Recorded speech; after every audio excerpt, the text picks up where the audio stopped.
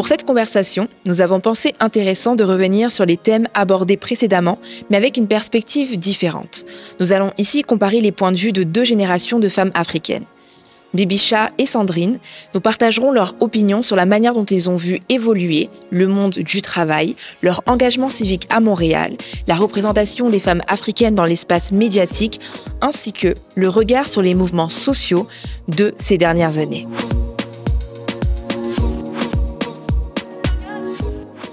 Quand je suis arrivée, je sais que la loi a un peu changé maintenant, mais en 2011, en fait, en tant qu'étudiante étrangère, on n'avait pas le droit de travailler. Effectivement, oui, je m'en souviens. Donc pour moi, c'était une parfaite opportunité pour vraiment m'intégrer à la communauté québécoise. Donc je passais toutes mes journées, je crois, au BEI, qui est le bureau des étudiants étrangers de l'Université de Montréal, à faire du bénévolat, à apprendre comment fonctionne le marché du travail ici, à apprendre la culture québécoise, les codes, la société canadienne aussi, à une plus grande échelle. Ça m'a permis vraiment en termes d'emploi, dès que j'ai eu mon permis de travail 6 mois après, en une semaine de trouver un travail dans mon domaine. Donc c'était dans Hochelaga Maisonneuve, à Pineuf, dans un organisme communautaire. Et quand je revois un peu mon expérience et tout, tu me diras que c'est le cas un peu pour toi. J'ai l'impression que le secteur un peu communautaire nous sert à nous, comme immigrants, comme première opportunité pour avoir notre pied à l'étrier, notre fameuse première expérience québécoise. Est-ce que ça a été le cas pour toi aussi? Quand je suis arrivée, j'ai commencé à chercher du travail et ça n'a pas été facile. D'abord parce que quand on regarde le CV, le nom il n'est pas trop parlant, mais une fois à l'entrevue, on te voit ta couleur de peau, puis il y a une première barrière qui se crée. Ça, on ne va pas se le mentir. J'ai été confrontée à ça, mais j'ai quand même persévéré. Puis c'est là que j'ai eu l'idée d'aller d'abord dans cette entreprise d'entraînement pédagogique. Puis, dans le bureau où j'étais avec un Maghrébin qui s'est fait renvoyé à cause de son attitude. Mais lui, il a porté plainte, il a déposé une grève parce qu'il trouvait que c'était du racisme. Puis ça a évolué. Je ne sais pas quand il a été la décision finale, mais je sais qu'à un moment donné, j'ai été appelée à témoigner. Pour savoir si effectivement, dans notre milieu de travail, il y avait du racisme ou pas. Moi, j'habitais à Côte-des-Neiges, donc quartier très multiculturel. Et puis là, tout d'un coup, je vais travailler à Hochelaga Maisonneuve, Pineuf, près de la rue Sainte-Catherine, qui est un milieu très francophone, québécois, blanc. Et donc, dans cet organisme, j'étais la première employée noire. Et en fait, c'est un restaurant communautaire qui reçoit beaucoup de clientèle, qui propose des prix, des menus à prix modique, donc pour 3,50 $ un repas complet. Et à côté de cela, en fait, ils ont des programmes financés par Emploi Québec où ils forment des aides-cuisiniers, aides-cuisinières et des aides-éducateurs et éducatrices. Donc, dans le programme pour les aides-cuisiniers, aides-cuisinières, et faire de la clientèle, il y a beaucoup de femmes, notamment noires, notamment haïtiennes, en fait. Donc, j'avais une autre collègue québécoise, caucasienne, francophone, qui s'en occupait. Et moi, en fait, j'avais été chargée du projet donc, de former des éducateurs et éducatrices pour travailler avec les enfants, donc dans le milieu de la petite enfance. Et j'étais la première employée conseillère noire, femme noire et tout, africaine notamment. Et je me rappelle que quand je circulais dans le restaurant, les gens m'appelaient pour me dire « Ah madame, est-ce que vous pouvez prendre mon plateau s'il vous plaît ?» Et je devais à chaque fois préciser « Non mais en fait, moi je travaille pas en cuisine, je suis conseillère en fait. » Et puis quand je devais me présenter, les gens entendaient mon accent et disaient « Mais tu viens d'où ?»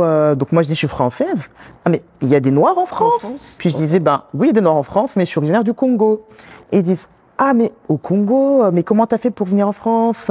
Comment on vit là-bas? Est-ce qu'on vit dans des tentes? Est-ce qu'il y a des maisons? » Donc là, tu avais toute une éducation à faire. Mais ça a été positif parce que j'ai eu l'impression d'avoir ouvert la voie. Parce qu'après moi, il y a eu un gestionnaire qui est arrivé, un homme noir, africain, originaire du Cameroun. Et par la suite aussi, j'ai vu qu'il y avait plus de diversité au niveau du recrutement de la main-d'œuvre, que ce soit au niveau opérationnel, mais autant au niveau des superviseurs et des gestionnaires, en fait.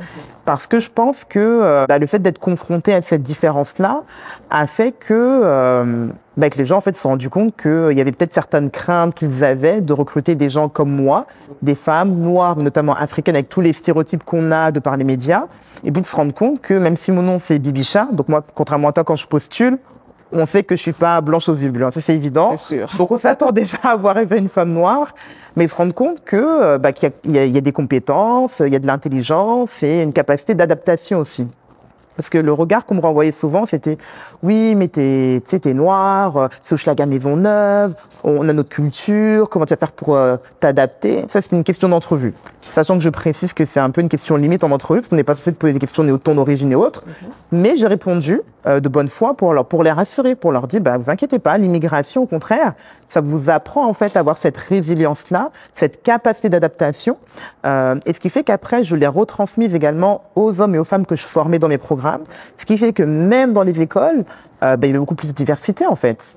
Il y avait des femmes, certes québécoises, caucasiennes du quartier, mais je faisais mon devoir également de recruter et de donner leur chance et une opportunité aux femmes noires, africaines, haïtiennes, maghrébines, asiatiques, d'avoir vraiment de la diversité en fait.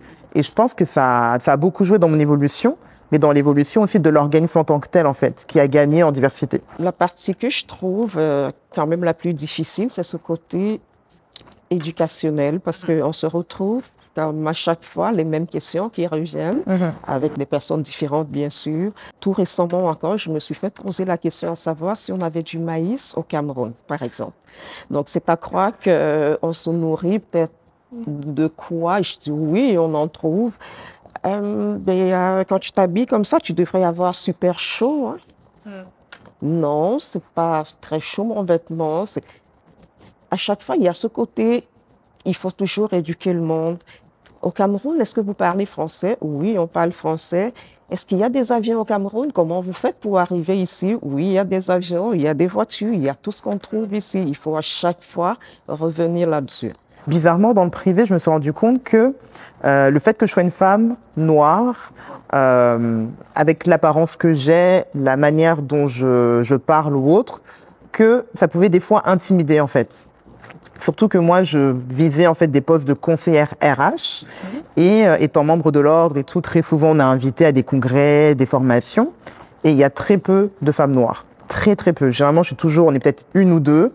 Donc forcément, on vient se parler là en mode big up parce qu'on est les seuls en fait. On n'est vraiment pas beaucoup représentés. J'aimais beaucoup sensibiliser mes collègues, donc les gestionnaires, les superviseurs, lors des entrevues.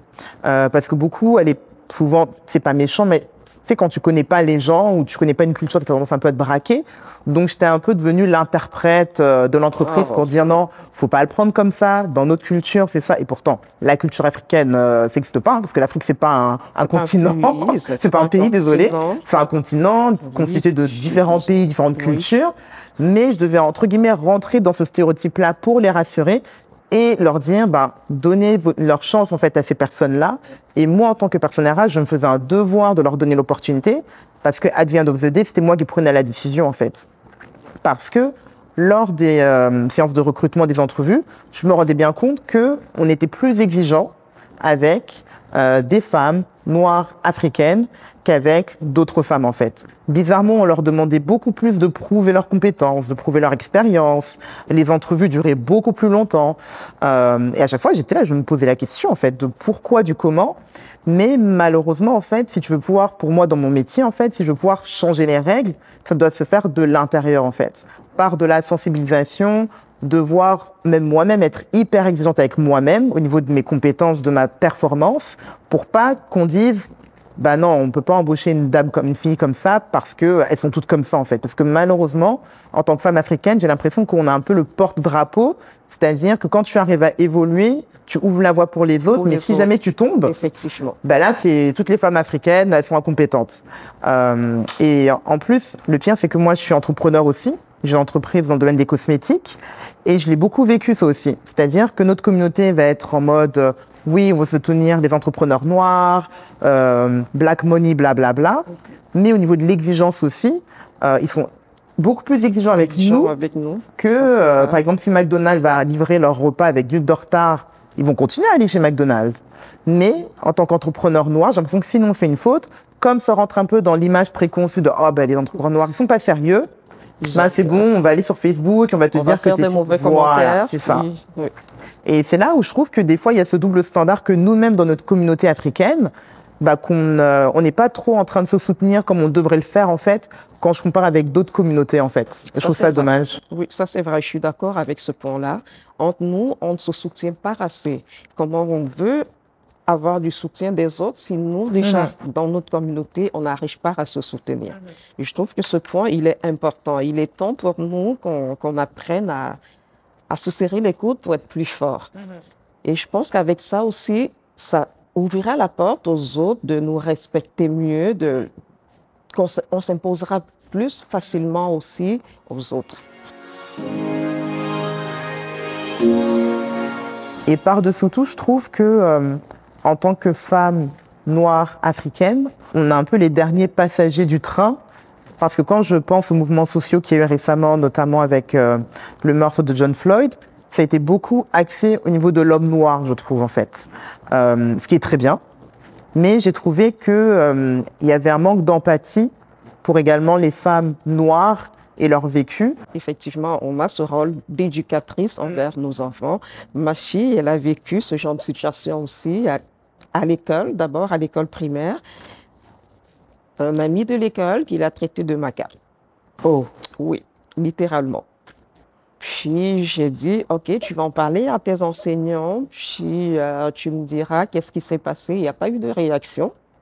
La première fois, j'ai laissé tomber, j'ai parlé avec ma fille pour lui dire, mais t'as pas à te braquer, tu vois pas ça comme une barrière, tu dois surpasser ça. Parce que ça sera ton combat de tous les jours. Puis le petit garçon, il a recommencé. Et là, j'ai dit, cette fois-ci, on ne va plus laisser passer. Je suis allée à l'école, on a fait une confrontation avec les parents, puis il s'est excusé, ça s'est calmé.